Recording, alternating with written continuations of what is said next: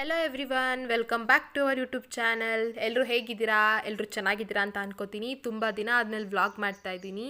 ಇದು ಒಂದು mini vlog ಆಗಿರುತ್ತೆ. ಇದು ನನ್ನ ಫಸ್ಟ್ ಮಿನಿ ವ್ಲಾಗ್. ಆ್ಯಂಡ್ ಇವತ್ತೇನಪ್ಪ ಅಂತ ಅಂದರೆ ದೇವಸ್ಥಾನಕ್ಕೆ ಹೋಗ್ತಾ ಇದ್ದೀವಿ, ಶ್ರಾವಣ ಶನಿವಾರ. ಸೊ ನಮ್ಮ ಪಾಪುದು ನಾಮಕರಣ ಕಾರ್ಡ್ದು ಪೂಜೆ ಮಾಡಿಸ್ಬೇಕಿತ್ತು.